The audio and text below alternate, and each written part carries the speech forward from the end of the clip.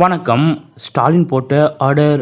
வளைத்து வளைத்து கைது செய்யப்பட்ட பாஜக தலைவர்கள். இறங்கி அடிக்கும் முதலமைச்சர் மு.க.ஸ்டாலின் அவர்களால் அதிர்ச்சியில் பிரதமர் மோடி மற்றும் பாஜகவினர்.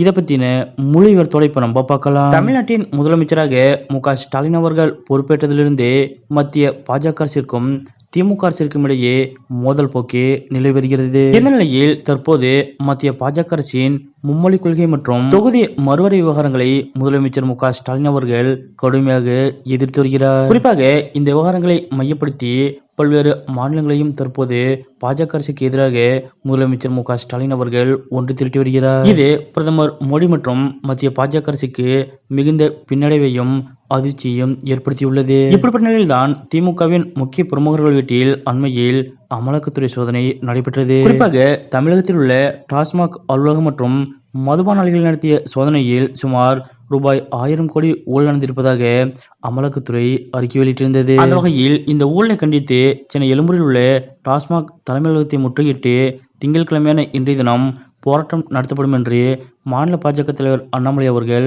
அறிவித்திருந்தார். ஆனால் இந்த போராட்டத்திற்கு காவல்துறையினர் அனுமதி மறுத்தனர். இருப்பினும் அனுமதி மறுக்கப்பட்டாலும் போராட்டம் நடத்தப்படும் என்று பாஜக சார்பில் தெரிவிக்கப்பட்டிருந்தது.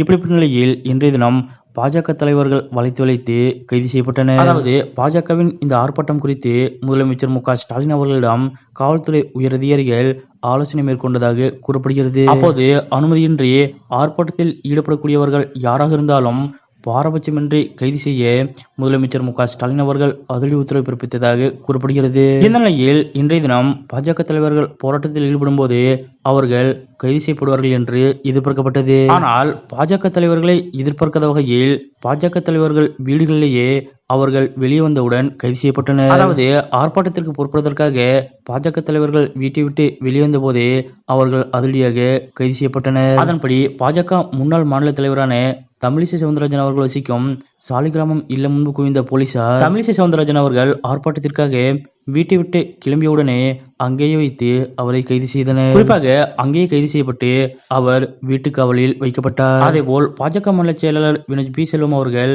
போராட்டத்தில் பங்கேற்பதற்காக புறப்பட்ட போது கைது செய்யப்பட்டார். இதே போன்று தமிழகம் முழுவதும் பாஜக தலைவர்கள் வீட்டு சிறையில் அடைக்கப்பட்டனர். முக்கியமாக இந்த போராட்டத்தில் பங்கேற்பதற்காக காணத்தில் உள்ள வீட்டிலிருந்து புறப்பட்ட பாஜக மாநில தலைவர் அண்ணாமலை அவர்களை அக்கறை அருகே மறுத்து காவல்துறையினர் கைது செய்தனர். போராட்டத்தில் பங்கேற்க பாஜக தலைவர்கள் முற்பட்ட நிலையில் அவர்கள் அவரவர் வீட்டிலே வைத்து அதிரடியாக கைது செய்யப்பட்டது அனைவரது கவனத்தையும் ஈர்த்துள்ளது. முக்கியமாக முதலமைச்சர் மு.க.ஸ்டாலின் அவர்களது இந்த அதிரடி நடவடிக்கை மத்திய பாஜக அரசையே அதிர்ச்சிக்குள்ளாக்கியுள்ளதாக கூறப்படுகிறது. மத்தியில் பாஜக அரசு ஆட்சியில் இருந்தால் கூட பாஜகவிற்கு எதிராக மிக துணிச்சலான முடிவுகளை எடுத்து வரும் முதலமைச்சர் மு.க.ஸ்டாலின் அவர்களது இது போன்ற செயல் பற்றிய உங்களுடைய கருத்துக்கள் என்ன அப்படிங்கிறத மறக்காம கமெண்ட்ல குறிப்பிடுங்க.